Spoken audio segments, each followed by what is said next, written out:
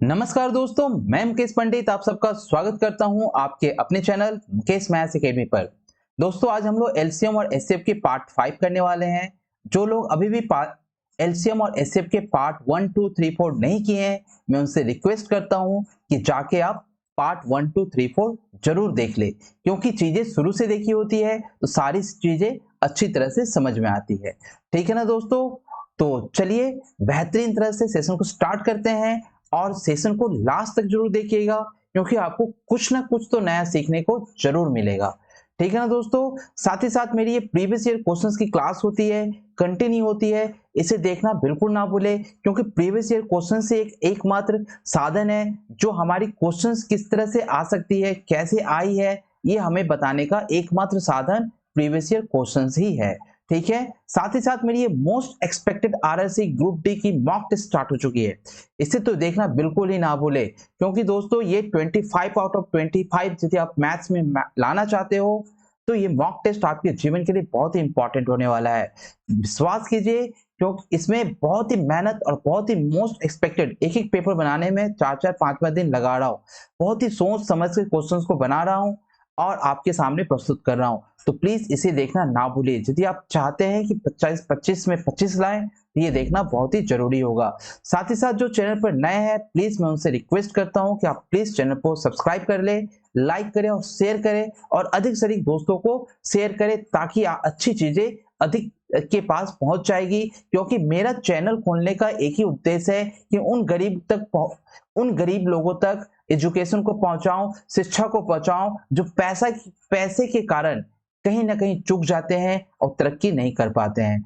ठीक है ना, तो मेरा चैनल उन्हीं के लिए है, डेडिकेटेड है। तो प्लीज जब तक आप चैनल को शेयर नहीं कीजिएगा उन लोगों तक नहीं पहुंच पाएगी।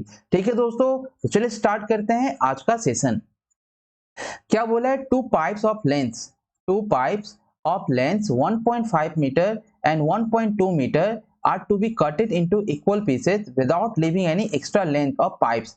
The largest length of the pipe pieces of same size which can be cut from these two lengths. मतलब 1.2 मीटर और 1.2 मीटर, 1.5 मीटर और 1.2 मीटर लंबाई के दो पाइप को बिना किसी अतिरिक्त लंबाई के पाइपों को छोरे छोरे बराबर टुकड़ों में काटा जाना है।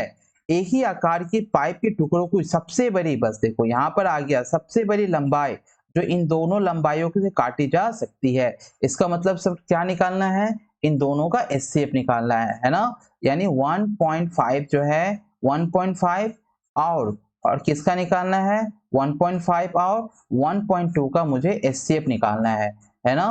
दोनों का मुझे एचसीएफ निकालना है। कैसे पता चला सर, सबसे बड़ी लंबाई है ना, तो मैं इसे लिख सकता हूँ 15/10 लिख सकता हूँ, और इसे मैं 12/10 लिख सकता हूँ। ठीक है ना, 15/10 12/10, तो 15 और 12 का जो एचसीएफ हुआ है, 15 और 12 का एचसीएफ कितना हो 3, और 10 का एलसीएम क्या हो जाएगा 10, यानी कितनी हो जाएगी 0.3 मीटर। कितनी हो जाएगी 0.3 मीटर, तो इसका आंसर क्या हो जाएगा 0.3 मीटर। ठीक है ना, चलिए नेक्स्ट क्वेश्चन पर। चलिए सर नेक्स्ट क्वेश्चन पर देखिए, ये बहुत ही बेहतरीन सवाल है। इसमें आपको एचसीएफ निकालने के लिए बोला गया है। अब देखिए यहाँ पर आपको एचसीएफ जब आप निकालोगे, ये तीन संख्याएं हैं जो प्राइम फैक्टराइजेशन में बटी हुई है। जब हम लोग इसमें एचसीएफ निकालते हैं ना, तो एचसीएफ क्या होता है, हाईएस्ट कॉमन फैक्टर, है ना। तो आप देख रहे हो इसके पास भी क्या है, इसके पास भी 2 है, इसके पास भी 2 है, इसके पास भी 2 है। चलो ठीक है, लेकिन सर दो जो है ना, दो में सबसे अधिक हाईएस्ट क्या कॉमन ले सकते हैं, सबसे छोटा वाला, जो सबसे छोटा वाला होगा वही कॉमन ले सकते हैं। ठीक है, ठीक है सर, चलिए आप समझ गए। अब 5 को देखेंगे, 5 इसमें है, 5 इसमें है, 5 इसमें है, लेकिन सबसे छोटा, सबसे स्मॉलेस्ट कॉमन कौन आ सकता है, तो सर 5 आ सकता है, सिर्फ ये 5 आ सकता है। ठीक है ना, फिर मैंने देखा 7 इसके पास भी है, 7 इसके पास भी है, 7 इसके पास भी है, तो सबसे छोटा 7 कौन है, 7 की पावर क्यूब देख रहा हूं। क्या देख रहा हूं, 7 की पावर क्यूब। अब मैं देख रहा हूं कि 3 तो सिर्फ इसी के पास है, और किसी के पास 3 है क्या, 3 इसके पास है, लेकिन एचसीएफ में क्या देखा जाता है, तीनों के पास होना चाहिए, तो तीनों के पास नहीं है तो नहीं लेंगे। ये हो जाएगा 4, ये हो जाएगा 5, और ये हो जाएगी 300 43। अब ये हो जाएगी आपकी 20 और ये हो जाएगी आपकी 343। अब ये 2 3 जा 6, 2 4 जा 8, 2 3 जा 6, कितनी हो जाएगी 6860। 6860 इसकी क्या हो जाएगी एचसीएफ हो जाएगी। ठीक है ना। अब मुझे एलसीएम निकालना होता तो क्या करते हैं, एलसीएम निकालना होता है इसी में, तो क्या करते हैं 2 की सबसे हाईएस्ट कौन है 3 है, तो 2 की सबसे हाईएस्ट 3 लेते हैं। 5 की सबसे हाईएस्ट कौन है, 5 की सबसे हाईएस्ट कौन है क्यूब है, तो इसमें एलसीएम में हाईएस्ट कॉमन लेंगे, हाईएस्ट को सबसे ज्यादा ले लेंगे। फिर 7 में कौन है 7 का पावर 4, तो 7 ले लेंगे। अब देखेंगे यहाँ पर 3 में भी ज्यादा कौन है, तो 3 की पावर 5, तो वो ले लेंगे। ठीक है 3 की पावर 5 दोनों में से कौन लेंगे 3 की पावर 5, तो ये जो मल्टीप्लाई कर देंगे तो ये हो जाएगा एलसीएम। ठीक है ना दोस्तों, उम्मीद करते हैं इस तरह के क्वेश्चन आप आसानी से कर पाएंगे। ठीक है, बस आप अधिक से अधिक शेयर कर दें ताकि उन गरीब बच्चों के पास पहुंच जाए जो पैसे के बदौलत, पैसे के कारण अपनी शिक्षा को आगे नहीं ले जा पाते हैं, किसी सरकारी जॉब नहीं कर पाते हैं, गवर्नमेंट जॉब का सपना उसका अधूरा रह जाता है। ठीक है ना, तो बस मैं आपसे एक ही रिक्वेस्ट करूंगा कि सेशन को अधिक से अधिक शेयर करें ताकि सभी गरीब बच्चों के पास पहुंच जाए और वो जो चाहते हैं कि फ्री में मुझे सारे कंटेंट मिले, मुझे एक भी पैसा नहीं देना पड़े, तो आपको इस चैनल को जरूर सब्सक्राइब करना होगा। ठीक है, चलिए नेक्स्ट क्वेश्चन पर देखिए 117 और एक अन्य संख्या का महत्तम समापवर्तक 117 और एक कोई अन्य संख्या है जिसका महत्तम समापवर्तक क्या है 13 है। दूसरी संख्या इनमें से कौन सी नहीं हो सकती, यानी दूसरी संख्या इसी में से कोई है लेकिन कौन नहीं हो सकती। Which of the following is not the second number.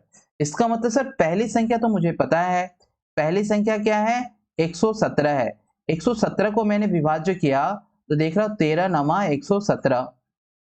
अब दूसरी संख्या में ले रहा हूं, पहला ऑप्शन को पकड़ा, पहला ऑप्शन को पकड़ रहा हूं। ठीक है, पहला ऑप्शन पकड़ा तो क्या है, पहला ऑप्शन है 169, तो मैं देख रहा हूं 13 इंटू 13, तो यहां तो एचसीएफ हो सकता है लेकिन हमसे क्या पूछा है नहीं हो सकती, तो यहां तो हो रहा है तो ये वाला ऑप्शन को हम नहीं लेंगे, ये 169 को नहीं लेंगे क्योंकि यहाँ मेरा कॉमन हो जा रहा है ना, यहाँ पे मेरा दोनों 13 कॉमन हो रहा है और 9 और 13 में से कोई कॉमन नहीं आ रहा है, तो यहाँ तो एचसीएफ निकल आ रही है ना 13, और वो क्या पूछा है नहीं हो सकता, तो मैं फिर लूंगा। फिर पहली संख्या मेरे पास क्या है 13 इंटू 9 और दूसरी संख्या में 143 लिया, तो दूसरी संख्या क्या हो जाएगी, दूसरी संख्या 143 यानी 11 इंटू 13, तो यहां भी देख रहा हूं कि मेरा एचसीएफ क्या हो जा रहा है एचसीएफ 13 हो जा रहा है, कोई प्रॉब्लम नहीं है, 9 13 कॉमन होगा नहीं। तीसरी संख्या ले कोशिश कर रहा हूं, पहली संख्या तो मुझे पता है सर 13 इंटू 9 है। तीसरी संख्या में क्या देख रहा हूँ, तीसरी संख्या क्या है सर, तीसरी संख्या में देख रहा हूँ 13 गुने 10 है, तो यहाँ पर भी मेरी एचसीएफ क्या हो जा रही है, यहाँ भी एचसीएफ मेरी 13 हो जा रही है, तो मैं इससे भी नहीं ले सकता, इससे भी हो रही है, इससे भी हो रही है, इससे भी हो रही है। अब इसी से नहीं होगा 100% डैम श्योर कि आप 156 क्या होगा नहीं होगा, कैसे, तो आइए देख लेते हैं। पहली संख्या क्या है 13 गुने 9, ठीक है ना, और दूसरी संख्या क्या हो रहा है, दूसरी संख्या कर रहे हैं तो 13 एकम 13 है ना, 13 एकम 13, 13 दूनी 26 यानी 12 13 हो जा रहा है। इसका एचसीएफ क्या हो जा रहा है सर, इसका एचसीएफ 3 हो जा रहा है और इसमें से भी 3 निकल रही है यहाँ पर और इसमें से भी 3 निकल रही है, यानी एक और 3 हो जाएगा, इसका एचसीएफ तो 39 हो रहा है। इसका मतलब ऑप्शन नंबर डी इन दोनों संख्याओं का महत्तम सामर्थक 13 नहीं हो सकता। ठीक है ना, चलिए नेक्स्ट क्वेश्चन पर 4500 से कितनी संख्या जिसमें 56 और 72 से विभाजित करने पर प्रत्येक स्थिति में 39 शेष बचती है, प्रत्येक स्थिति में 39 शेष बचती है, इस तरह की संख्या को क्या करेंगे 56 और 72 का लौसपा निकालेंगे, कितनी हो जाएगी, 2 से करेंगे तो 28 और यहाँ 36, फिर 2 से करेंगे तो कितनी हो जाएगी 14 और यहाँ हो जाएगी 18, फिर 2 से करेंगे तो कितनी हो जाएगी 7 और 9। ठीक है ना, अब मैं देख रहा हूँ नहीं निकलेगी, चलो डायरेक्ट एलसीएम निकाल दो, कितना हो जाएगा 2 दूनी 4, 4 दूनी 8, 8 सत्ते 56, 8 सत्ते 56 गुना 9, मेरी कुछ मिला के कितनी आ जाएगी 504। अब देखो यहाँ जबरदस्त सवाल पूछा है 4500 से कितनी संख्या जिनमें 56 72 से विभाजित करने पर प्रत्येक स्थिति में 39 शेष बचता है, इसका मतलब संख्या में जो मेरा एलसीएम है इसमें क्या करना होगा, ये जो संख्या कैसे बनेगा, 504 में मैं 39 ऐड करूंगा। तो 504 में जब 39 ऐड करूंगा तो 9 4 कितना हुआ 13, और 3 कितना हुआ 4, और यहाँ कितना हुआ 5, 543, 543। अब यानी 4500 को मुझे किससे भाग लगाना होगा, 543 से भाग लगाना होगा। तो मैं जब इसे भाग लगाऊंगा तो देखो भाग लगाना ही पड़ेगा। तो भाग आप जब लगाओगे ना 543 से जब भाग लगाओगे तो 543 है, 543 वन टाइम जाने से तो कुछ होगा नहीं। इसका मतलब आपको एक ही बार इसे भाग लगाना है। तो मैंने यहाँ पर 8 से लगाया, 8 3 जा 4, 8 चौक 32, 8 चौक 32 33 34, 8 पंचे 40, 40 3 43, यानी कितनी हो रही है 4 3 4 4 हो रही है। तो मैं देख रहा हूँ 6, 9 में से 6 गया 4 गया 5 और 1, और यहाँ देख रहा हूँ कितना 8, यानी सर यहाँ पर मैं देख रहा हूँ कि 8 बार भागा लगेगी, 8 बार संख्या आएगी। कितनी बार आएगी, 8 बार आएगी। 543 से भागना है तो भागफल कितना हो रहा है, भागफल हो रहा है 8, और शेषफल कितना हो रहा है 156। शेषफल कितना हो रहा है 156, यानी आपसे पूछ रहा है कि कितनी संख्या विभाजित होगी जो 39 शेष बचता है। तो 8 ऐसी संख्या है जो इससे विभाजित हो जाएगी और 39 शेषफल बचेगी। ठीक है ना। तो क्वेश्चंस को ध्यान से पढ़ें, बार बार प्रैक्टिस करें कि क्वेश्चंस क्या बोल रहा है। आपसे क्वेश्चन पूछ रहा है कि 4500 कितनी संख्या है जिनमें 56 और 72 से विभाजित करने पर प्रत्येक स्थिति में 39 शेष बचता है। तो मैंने एलसीएम में ही 39 ऐड कर दिया और उससे भाग लगाया, तो ऐसी कितनी संख्या होगी, तो ऐसी 8 संख्या होगी जिसको हम इस संख्या से भागा लगाएंगे तो 39 क्या होगा, शेष बच जाएगा। ठीक है ना। चलिए क्वेश्चंस, नेक्स्ट क्वेश्चन पर चलते हैं। वह छोटी से छोटी संख्या ज्ञात कीजिए जो 1456 जोड़ने पर यह 654 से पूर्णतः विभाजित हो जाती है। जैसी इस तरह की संख्या आपको मिलती है कि पूर्णतः विभाजित हो जाती है, इसका मतलब आपको 6 5 और 4 का क्या निकालना है, एलसीएम निकालना है। 2 से निकाले 3 बार में, 5 बार में, 2 बार में, एलसीएम क्या हो गया 2 3 6, 6 5 30, 30 दूनी 60, यानी सर एलसीएम क्या हो गया, एलसीएम हो गया 60। ठीक है ना। अब क्या करना है, 1456 में जोड़ने पर, है ना, वो छोटी सी छोटी संख्या ज्ञात कीजिए जिसको 1456 में जोड़ने पर 6 5 4 से पूर्णतः विभाजित हो जाती है। यानी 1456 को हमको क्या करना होगा, 60 से भागा लगाना होगा। तो आप 60 से भागा लगाए 1456 को, 6 दूनी 12, 6 3 18, यानी 6 दूनी 12, यानी कितनी हो जाएगी, ये 5 हो जाएगी, ये 2 हो जाएगी, 6 हो जाएगी।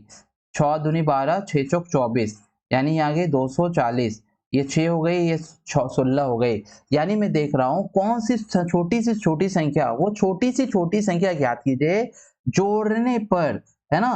तो क्या 16 की कमी आ गई ना, है ना, 16 की कमी आ गई, यानी 16 में और मैं कितना जोड़ू, ये 16 में मैं कितना जोड़ू जिससे कि 1456 से पूरी पूरी विभाज्य हो जाए।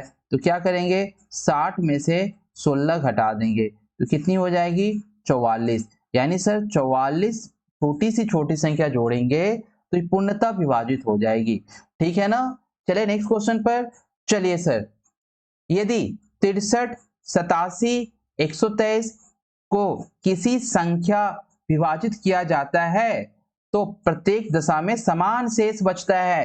Most important, very very important, very very important, यानी यदि 63 87 123 को किसी संख्या विभाजित किया जाता है ना, किसी संख्या से विभाजित किया जाता है, यहाँ से होगा, किसी संख्या से विभाजित किया जाता है तो प्रत्येक दशा में समान शेष बचता है। तो बड़ा से बड़ा संभव भाजक कौन है, ये मोस्ट इंपॉर्टेंट क्वेश्चंस है, ये मोस्ट इंपॉर्टेंट क्वेश्चंस है दोस्तों।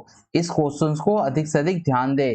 क्या करना पड़ता है इस तरह के सम्स में, आपको इस तरह के सम्स में 83 माइनस 87 माइनस 87 इन संख्याओं का अंतर निकालना पड़ता है। इन संख्याओं का अंतर जो होता है, 7 में से 3 गया 4 और 8 में से 6 गया 2। इन संख्याओं के अंतर को निकालकर, इन संख्या के अंतर को निकालकर आपको इसका मौसपा निकालना होता है। ठीक है, इन संख्याओं का अंतर निकालकर इसका मौसपा निकालना होता है। ठीक है। तो 87 में माइनस कर दिया तो 13 में से 7 गया तो कितना हो गया, 13 में से 7 गया तो 6 और 11 में से 8 गया तो 3। फिर क्या करेंगे, 123 में से 63 माइनस कर देंगे, 3 में से 3 गया 0 और 12 में से 6 गया 6। अब इन तीनों संख्या का क्या निकालना होता है, HCF निकालना होता है। तो सबसे बड़ा भाजक कौन हो गया, सबसे बड़ा भाजक कौन हो गया, 12 हो गया। तो क्या करना है, जब भी इस तरह की क्वेश्चंस रहेगी संख्या आपस में ही माइनस होगी, संख्या आपस में ही माइनस होगी, ठीक है ना। संख्या आपस में माइनस होकर सबसे बड़ा भाजक पूछा है यानी उसका HCF निकाल दीजिए, आपका आंसर आ जाएगा, ठीक है ना सर। चलिए नेक्स्ट क्वेश्चन पर। एक समूह में 8 बच्चे हैं, एक समूह है जिसमें 8 बच्चे हैं, 1 दर्जन पेंसिल होने वाले पैकेट, 1 दर्जन मतलब सर 1 दर्जन में कितने होते हैं, दर्जन को इंग्लिश में क्या बोलते हैं, डजन बोलते हैं। यानी they are 8 childrens in a group, they are packets containing a dozen pencil, 1 dozen have a 12 pencil. What should be the minimum number of packets to be distributed for the each child to get the same pencil? ठीक है ना। यानी 8 बच्चे हैं, 12 pencil है, एक packet में कितने पेंसिल है, 12 पेंसिल है। प्रत्येक बच्चे समान पेंसिल मिलने के लिए वितरण किए जाने वाले पैकेट की न्यूनतम संख्या, यानी पैकेट की संख्या आपसे पूछी है, पैकेट की संख्या है ना, वितरण किए जाने वाले पैकेट की न्यूनतम संख्या कितनी होनी चाहिए। तो बच्चे कितने हैं आपके पास, बच्चे 8 है और एक पैकेट में कितने पेंसिल है, 12 है। इन दोनों का एलसीएम निकाल लेंगे। तो 8 12 का एलसीएम कितना हो रहा है, 8 12 का एलसीएम में देख रहा हूं कि 2 दूनी 4 तिये 12, 12 तिया 36, 8 12 का।